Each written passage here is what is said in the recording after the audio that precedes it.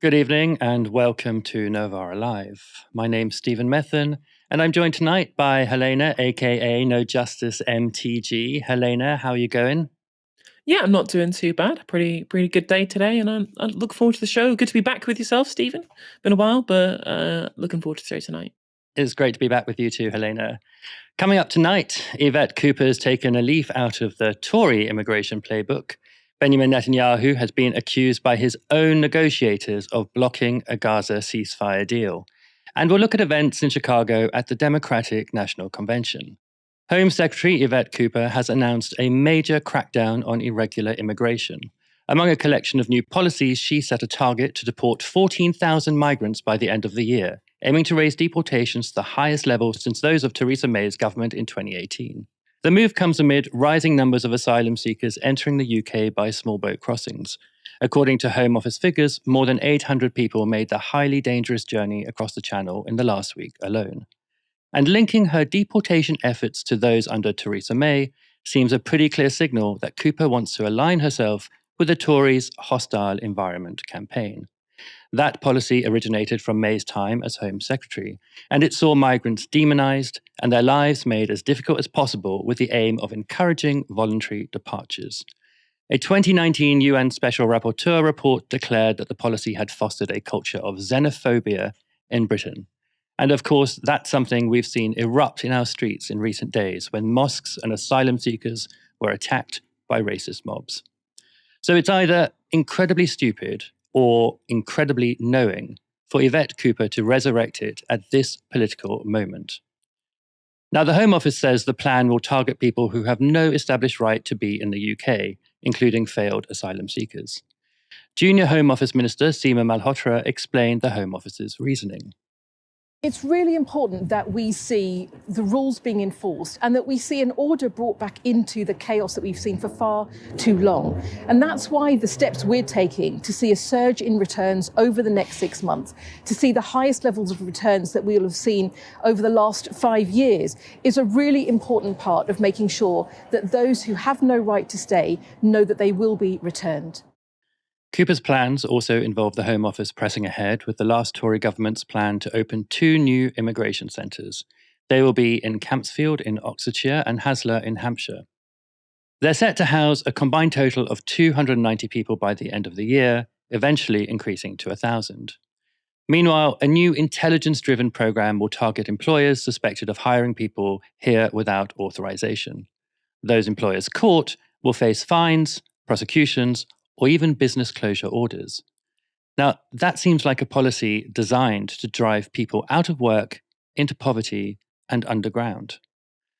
The policies announced by Cooper also seem to have nothing to say about the factors driving small boat crossings, like the lack of safe asylum routes. And immigration is not even an issue that the voters who elected this government with a vast majority particularly care about. Financial Times analysis shows only 17% of Labour voters listed immigration as one of the most important issues facing the country. That's compared to 60% of Tory voters and just a third of voters overall. So it's pretty clear who Cooper is trying to please. But 14 years of the hostile environment surely shows that Britain can't harass, deport, and detain its way out of the problems caused by a broken immigration system. So, what is the alternative? Speaking to LBC, immigration expert Zoe Gardner had this to say. We actually currently go out and recruit very actively and quite aggressively in countries all around the world for people to fill our vast labour shortages.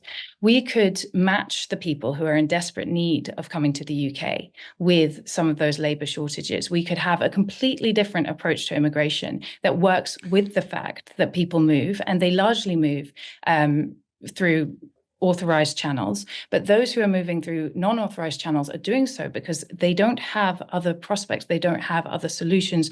They may be in danger, or they may simply be in abject poverty and have a complete lack of opportunity. And we are able to offer that opportunity here. It would be beneficial for us because, as I say, we are in desperate need of that labor.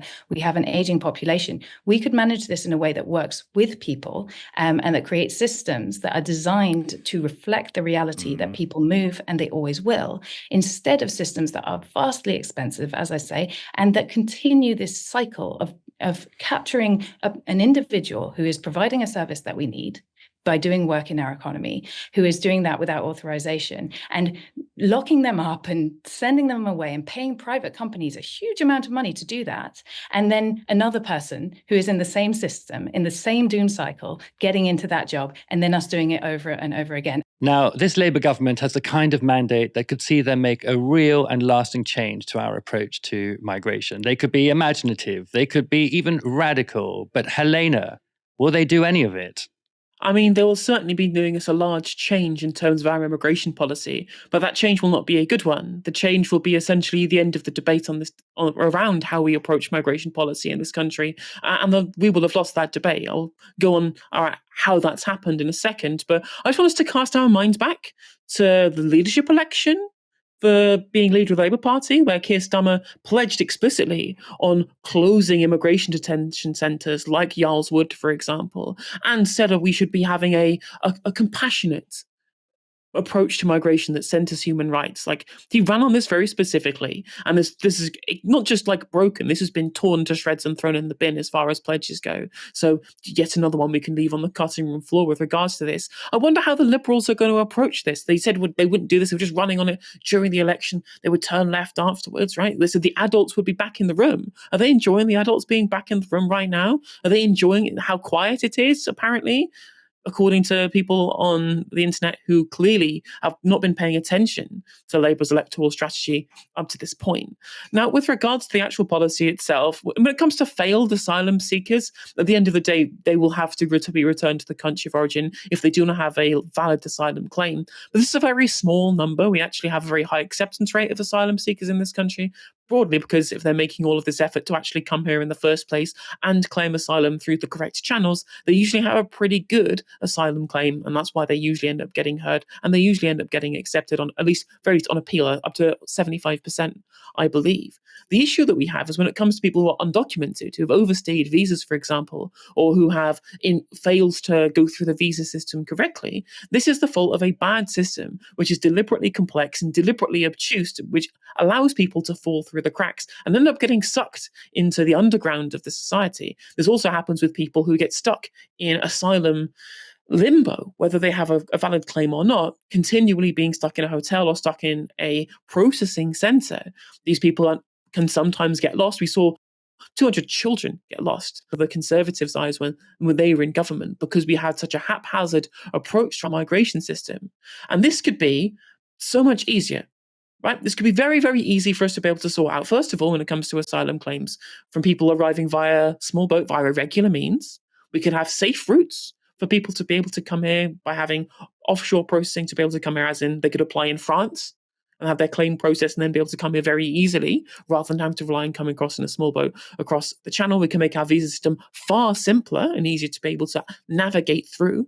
So we have to rely on legal aid so often to be able to navigate a complex system that, again, leaves them prone and leave them open to be exploited. They're vulnerable and being exploited by nefarious employers, as we've seen. Whereas we're actually, rather than just punishing employers, we're also trying to punish the people who they're preying on as well, who get lost in the system. Whereas actually, and also on top of that, a lot of the protests that we'd seen were around like the asylum problems that we were seeing. With the fact that we have so many people stuck being paid for in hotels. Lots of these people are coming from places like Syria and Afghanistan and from Sudan and from Eritrea. Like, these are all places with incredibly high asylum acceptance rates. These could be expedited. The issue, of course, is that they don't really care whether or not these people are held in good conditions, whether they're being held in hotels, whether they're being held in processing centres. The fact that they may become citizens or some point, or they may have asylum status, or they may have refugee status in this country, that's the real problem. People don't want them to be there. But outside of the people who are protesting, the people who are being given credence to their opinions with regards to what we'd seen a couple of weeks ago, the vast majority of people in this country, actually, their biggest concern is legal migration. And the problem, of course, is, as I mentioned before, we have lost the argument on this. Whilst trying to make a case a humanitarian case for migration. We never bothered actually tackling people's concerns head on. We didn't really talk about, well, actually, we have a pretty well-adjusted immigrant population in this country. We have a pretty well-integrated immigrant population in this country, far better than a lot of other European countries. We should have been talking about the success of integration rather than letting the narrative be driven by the right wing on this one. And on top of that, we spent a lot of time talking about how we value the culture that we gain from migrant communities. And I think this is true, by the way. We never bothered actually trying to change the zeitgeist over the economic impacts. It has been clear for a very, very long time that, as Zoe Gardner pointed out, we do have a labour shortage. We do have an aging population. We do have a low birth rate. We do need to ensure that we have certain sectors of our economy with a continued supply of labour so that we actually have enough people doing those jobs, such as in the NHS, which relies on migrant labour. In fact, people, when polled, vastly support migrants coming here to work in the NHS specifically, and see that the recent drop in applications to work in the NHS from migrants to be actually a bad development rather than a positive development. So we're not getting all of these things wrong. This is what happens when you don't talk about the fact that, although they don't drop wages in this country, they don't undercut people's wages. More people coming here means more demand. They're not just increasing the supply of labour, they're increasing the demand for goods and services. They pay taxes which could increase the size and scope of our public services or our housing sector if we had bothered investing in them. This is an austerity problem. This isn't a migration problem. But we have ceded ground on this, at the very least broadly on the liberal left. When I say we, obviously that's not a group that I belong to, but we share a pro-migration narrative with a lot of people on the liberal left, and we have not bothered trying to get these people and ourselves to properly explain how economically necessary this migration is, so that we don't have a lopsided population pyramid where people who actually are working for a living currently will have to pay a higher share of taxation than what the current crop of pensioners were paying when they were in work, to be able to support the fact that there are way more pensioners now than there were 30, 40, 50 years ago. These problems are not going to go away if we just shut our eyes. But of course, the right wing didn't need to be telling a truthful story on migration. They just had to sell a narrative. And we have not been good enough at narrativizing back. One last point I would make as well is that I understand why Labour are doing this, specifically for electoral reasons. They have essentially admitted that there is no point in them trying to win over progressive communities at all in this country. They are very happy to lose seats to the Green Party, which might happen more on a larger scale at the next election. But they can see that in a lot of Labour heartland communities, especially in the north, northeast, northwest, in the Red Wall, these problems with immigration as they see it. They're very happy to capitulate on this narrative because they see themselves losing votes to Reform UK.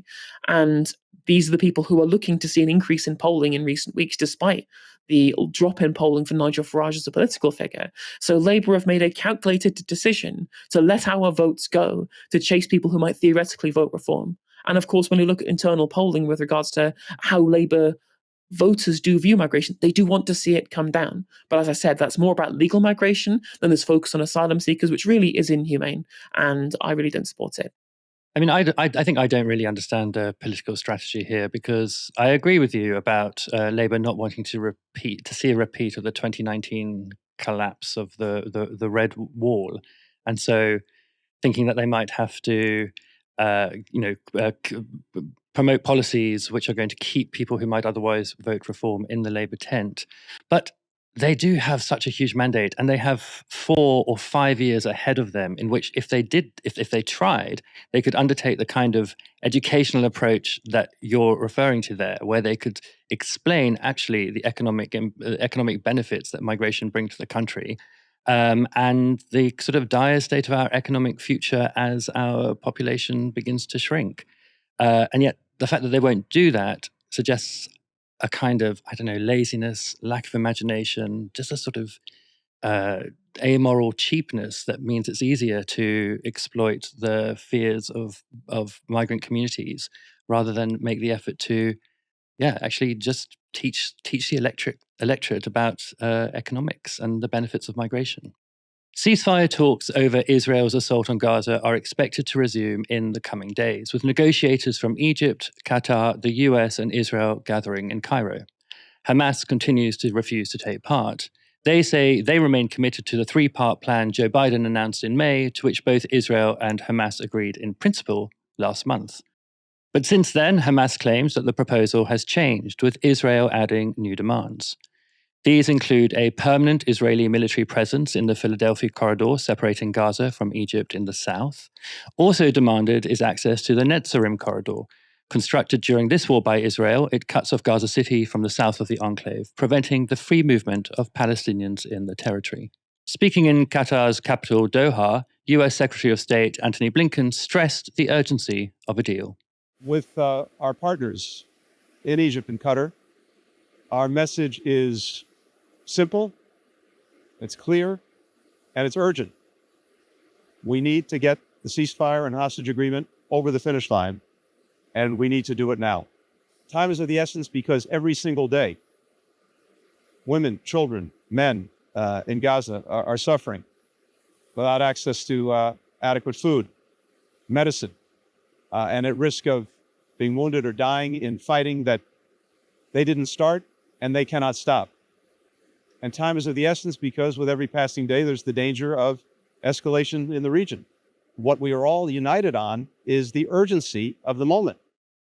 Doesn't seem like they are so united on that, though, because in these negotiations, every step forwards appears to be 2 steps back. On Monday, Blinken told reporters this. In a very constructive meeting with Prime Minister Netanyahu today, he confirmed to me that Israel accepts the bridging proposal, that he supports it. It's now incumbent on Hamas to do the same. And then the parties, with the help of the mediators, the United States, Egypt, and Qatar, have to come together and complete the process of reaching clear understandings about how they'll implement the commitments that they've made under this agreement. But the next important step is for Hamas to say yes, and then in the coming days, for all of the expert negotiators to get together to work on clear understandings on implementing the agreement. Now, we don't know what's involved in the bridging proposal reportedly accepted by Israel, but we do know that Hamas has long said any continued Israeli military presence in Gaza is unacceptable to them, ruling out Israeli demands around the Philadelphia and Netzarim corridors. And just a day after Blinken told the world that Israel had accepted the bridging proposal, whatever is in it, Israeli Prime Minister Benjamin Netanyahu told a meeting of hardline relatives of hostages and bereaved families this. Israel won't leave the Philadelphia corridor and the Netzarim corridor, regardless of the pressure to do so. These are strategic, military and political assets. I told this to Blinken. Maybe I convinced him. Questioned by reporters on Netanyahu's comments on Tuesday night, Blinken's frustration was palpable when he said this. I can't speak to what he's quoted as saying.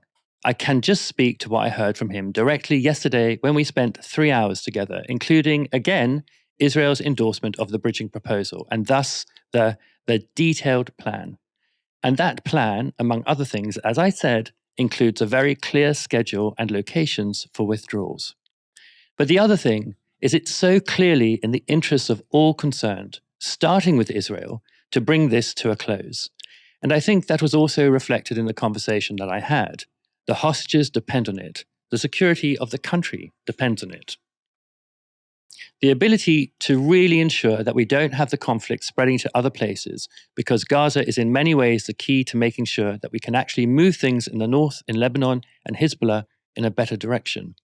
It's the key to helping make sure that we can take down the temperature in the Red Sea with the Houthis. It's the key to seeing if we can pursue a normalization agreement between Israel and Saudi Arabia, which both countries remain very interested in. It's the key to actually putting everyone, starting with Israel, on a path to greater peace and security. Now, Blinken doesn't appear to be the only one frustrated by Netanyahu. The Times of Israel has reported this. Members of Israel's negotiating team have come forward to accuse Netanyahu of intentionally sabotaging the ceasefire talks. A source involved in the ongoing talks told Israel's Khan public broadcaster this. Netanyahu's statement is intended to blow up the negotiations. There's no other way about it. The Prime Minister knows that we are in a critical period during which we're working on solutions for the Philadelphia corridor and Netzarim ahead of the next summit. He knows there is progress, and then he puts out statements that are the opposite of what was agreed upon with the mediators. And a second source said this. Netanyahu is consistently undermining the negotiations and delaying a deal. His move towards Blinken on Monday was the exception. His statements on Tuesday at the forum were for him a return to routine. So, why does Netanyahu want to prolong the war? Domestic political considerations will be playing a part, but it's also possible that a major source of pressure to finalize a deal has now evaporated. The New York Times reports that a leader of the Iranian Revolutionary Guard has suggested that Iran's strike on Israel may be delayed, cooling the prospects of a wider regional conflict. The report is based on these comments from General Ali Mohammed Nayani, spokesman for the Islamic Revolutionary Guards Corps. Time is on our side, and it's possible that the wait period for the response could take a long time. It's possible that Iran's response will not be a repeat of previous operations. The quality of the response, scenarios, and tools are not always the same. For more than 3 decades, Iran's supreme leader, Ayatollah Ali Khamenei, has ruled with one basic tenet: keep the Islamic Republic regime in power. And so while Mr. Khamenei ordered a direct strike on Israel on the morning after the Hamas leader Ismail Haniyeh was killed, analysts say that as time has passed, the shock and humiliation have given way to a more realistic assessment of the risk and reward of war with Israel. Moreover, Iran's new president, Masoud Pezeshkian, says his agenda is to diffuse tensions and engage with the West. Now, I think that there are quite a lot of things to unpack here. On the one hand, it really isn't going to come as a surprise to anyone that Netanyahu is scuppering negotiations for a ceasefire. He's been fairly clear all along that he won't be happy until Gaza is under complete Israeli control and Hamas eliminated. But those are two things that were just never going to happen. Hamas can't be eliminated. It's an idea. And even if the group was, it would be quickly replaced. And even the US is unlikely to tolerate a permanent military occupation of Gaza. While Blinken was speaking to reporters earlier, he mentioned the Tokyo Protocols. Those are protocols that he signed saying that the US would never tolerate a prolonged occupation of Gaza. But while the threat of regional war might bring most leaders to their senses, Netanyahu only seems to have been emboldened since the assassination of Hamas leader Ismail Haniyeh in Tehran. All the signs point to just one conclusion: Netanyahu wants that larger regional war. So why is that? Well, at home, Netanyahu is facing multiple corruption charges. Once out of office, he'll no longer be immune to those prosecutions. And if the war ends, Netanyahu may also face an international investigation from the International Criminal Court, a domestic inquiry into security failures on October 7th, and an election that probably won't go his way. There are also the US elections to factor in here. Gaza is a very difficult topic for the Democrats, and Kamala Harris may well take a tougher line than Biden to unite the party ahead of November's election. Donald Trump, on the other hand, will almost certainly be a better, more hawkish friend to Israel. If Netanyahu can block the Biden-backed peace plan and stop the Democrats from uniting behind a successful peace deal, that will improve Trump's chances in November. So in that context, it's worth asking why Iran is signaling that it's pulled back from the promised attack on Israel. Now, the New York Times talked about new President Pezeshkian's plans to turn the country westwards, and that may well be playing a role. But Iran's strategists may also be reflecting on the fact that the result of their last attack on Israel was a bolstering of Western support, including military support for Israel. As Blinken warned on Monday, this may be the last chance the region has for a peace deal. Iran may figure that it's also the last chance for Netanyahu. As Western frustration with the Israeli Prime Minister grows, and as his conduct poses a risk to Democratic Party prospects in the US, it might be that for Iran, letting events unfold, just sitting back and watching Netanyahu seal his own fate, is a much less risky strategy than taking up arms. Former President Barack Obama took the stage at the Democratic National Convention last night ahead of the party formally nominating Kamala Harris as presidential candidate. Here's what he had to say about her Republican opponent.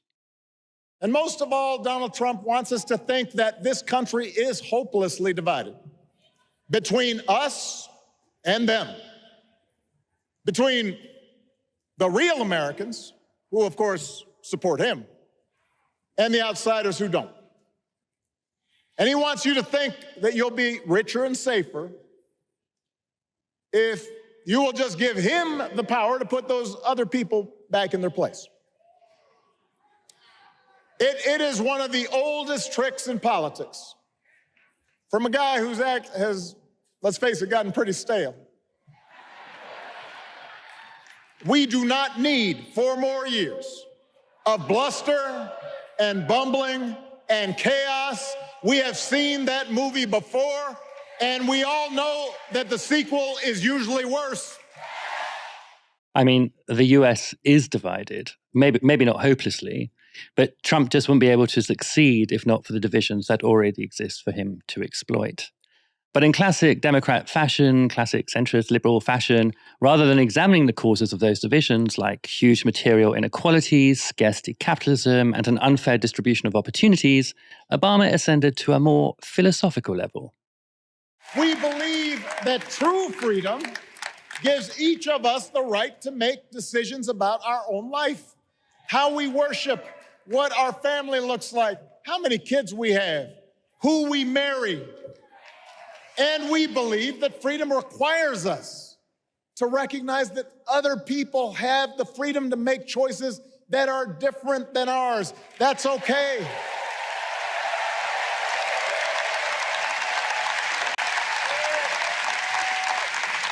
That's the America Kamala Harris and Tim Walz believe in.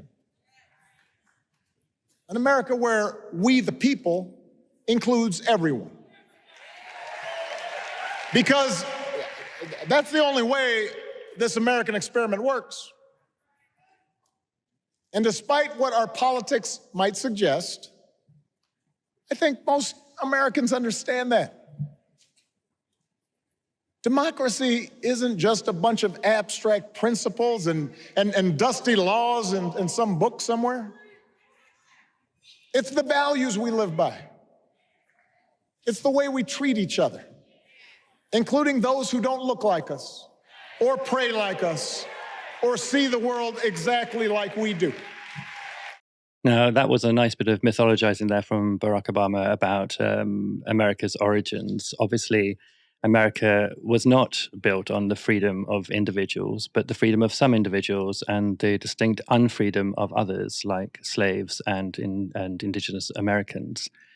But it's interesting to hear him give that very good description of liberalism as being at the heart of the American project. The idea that individual freedom is the fundamental principle that guides the construction of the US state. Because the problem with freedom, individual freedom of that kind, being at the heart of a state-building project, is that it immediately comes into tension with the idea of society and the idea of social policies, which are always going to infringe on somebody's maximal freedom. And that seems to be at the heart, and to some degree, or it seems to be what's easily exploited when one talks about divisions in US politics. The idea that actually everything the other side does is an attempt to constrain what is fundamental to you in that society, namely your individual freedom.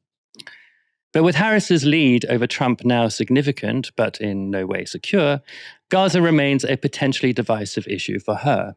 Like many of yesterday's DNC speakers, Obama kind of talked around it. We shouldn't be the world's policeman, and we can't eradicate every cruelty and injustice in the world. But America can be and must be a force for good. Discouraging conflict, fighting disease, promoting human rights, protecting the planet from climate change, defending freedom, brokering peace. That's what Kamala Harris believes, and so do most Americans. We can't be the world's policeman. We should be discouraging conflict. Barack, you oversaw, I think, a war on almost every day of your presidency. The destruction of Libya, the arming of Saudi Arabia in order that it could completely bomb Yemen to pieces, and of course, mass deportations. Leaving that aside, Obama took the stage in front of a crowd that had already been warmed up by a speech from his wife, Michelle. Something wonderfully magical is in the air, isn't it? Yeah. You know, we're feeling it here in this arena, but it's spreading all across this country we love. A familiar feeling that's been buried too deep for far too long.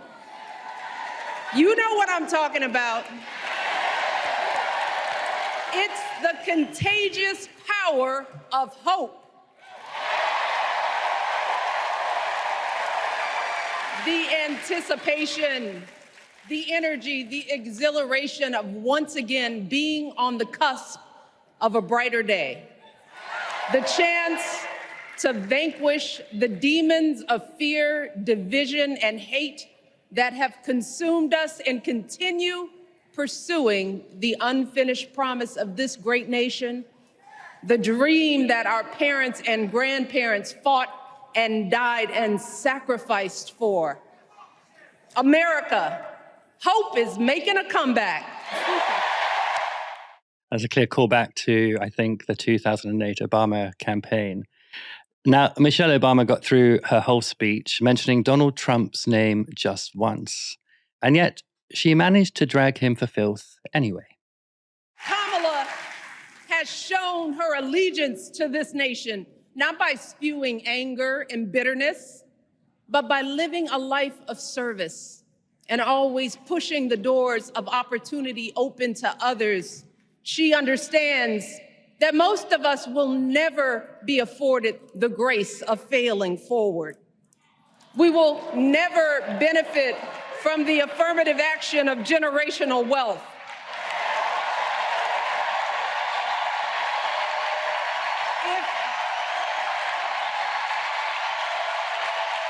If we bankrupt a business or choke in a crisis, we don't get a second, third, or fourth chance. If things don't go our way, we don't have the luxury of whining or cheating others to get further ahead. No. We don't get to change the rules so we always win. If we see a mountain in front of us, we don't expect there to be an escalator waiting to take us to the top. No. Michelle, what I want to know is what happened to 2016's when they go low, we go high. Not that I'm complaining. I'm very glad to see it go. I think the lesson of that election, as well as the 2019 one, is that when you're dealing with amoral, self-serving populists, you can't out-nice them. Now, Michelle Obama's speech also included, to my mind, the most memorable line of the night. Unfortunately, we know what comes next. We know folks are going to do everything they can to distort her truth. My husband and I sadly know a little something about this. For years, Donald Trump did everything in his power to try to make people fear us. See, his limited, narrow view of the world made him feel threatened by the existence of two hardworking, highly educated, successful people who happen to be Black.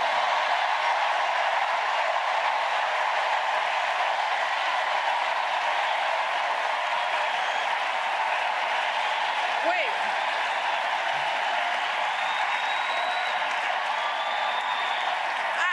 I want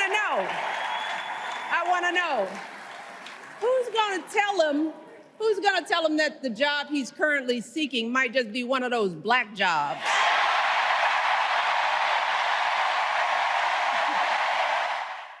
That was a reference to Donald Trump's disastrous performance at the National Association of Black Journalists, I think earlier this month or last month, where he claimed that immigrants were taking Black jobs. Michelle Obama also tackled a tricky aspect of uniting Democratic voters, warning party members not to develop a Goldilocks complex. In other words, vote for Kamala Harris, even if not everything is perfect. Of course, that's a fairly transparent way of diminishing the political commitments of people who, for example, really care about genocide. It's also a way of undermining the pressure that they can put on Kamala, framing threats to withhold their vote as fanaticism rather than bringing legitimate political power to bear.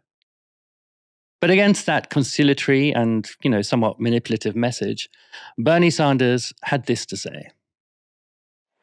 We must summon the courage to stand up to wealth and power and deliver justice for people at home and abroad.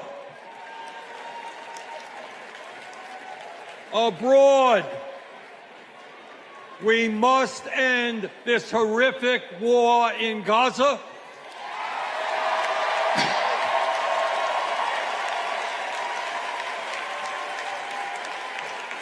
Bring home the hostages and demand an immediate ceasefire.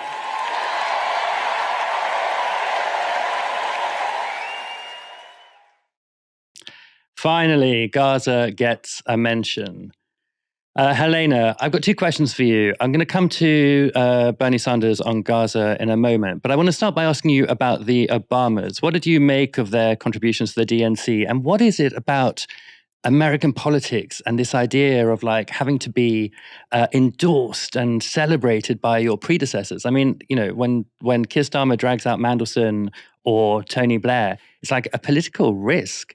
Barack Obama, you know, doesn't have very clean hands when it comes to international affairs and certainly to some domestic affairs as well. So what is going on?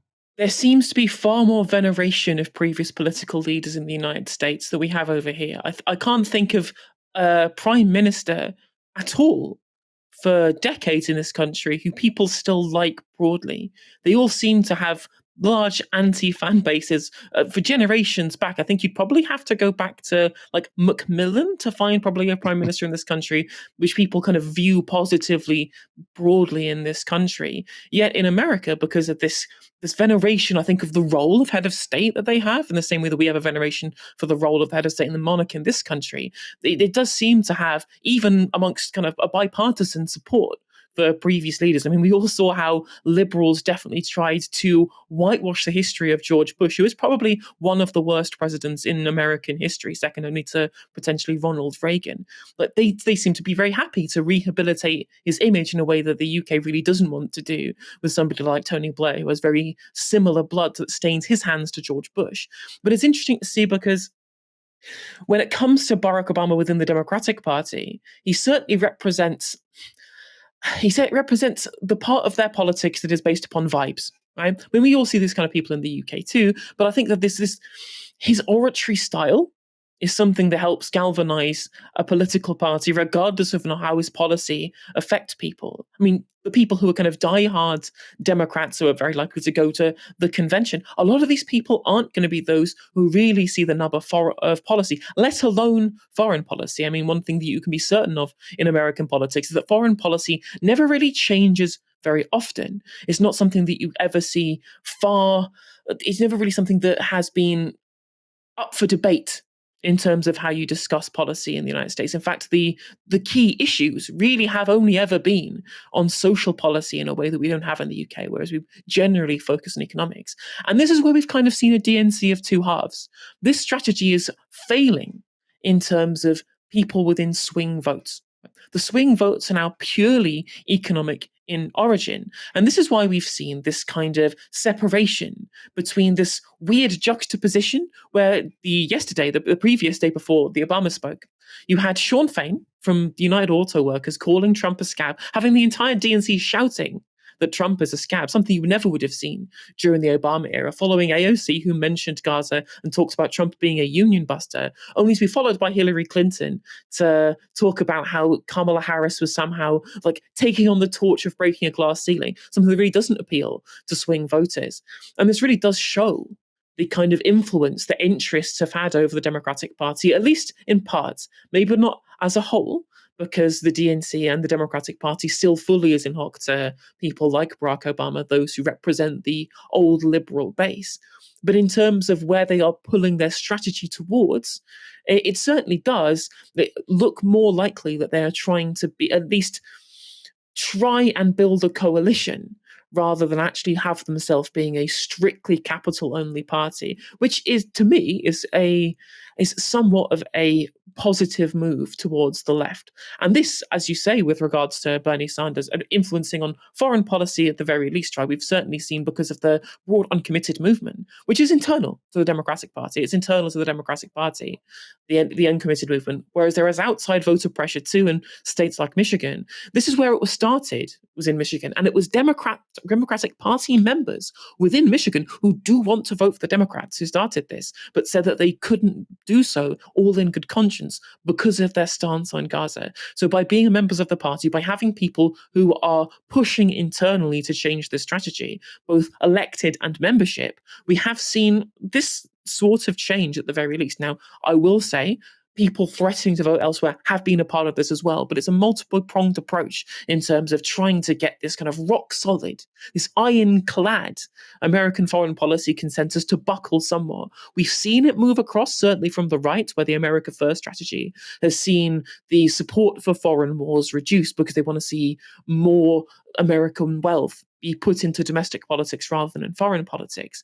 But in terms of an international humanitarian approach, this has certainly changed somewhat under the Biden presidency, as they've dropped the number of drone strikes that they had previously under both the Trump and Obama era. And so this seems to be the needle is slowly moving. And to hear Gaza mentioned multiple times by people who previously wouldn't have had an in the Democratic Party, I think people really underestimate just how much work Bernie Sanders has done to try and shape a new Democratic Party somewhat close to his image. And this was a strategy that non-voters pulled in 2016. People who abandoned the Democratic Party in 2016 either refused to vote for them or voted for Trump out of spite because of what happened to Bernie Sanders essentially being screwed over by the DNC bigwigs, showed the Democratic Party they cannot ignore this section of their electorate. They cannot ignore the sector of people who basically have nowhere else to go, but who will not go there if they're not offered something. They take a hard line on the kind of policies in terms of the economy that the Democrats have failed on for generations since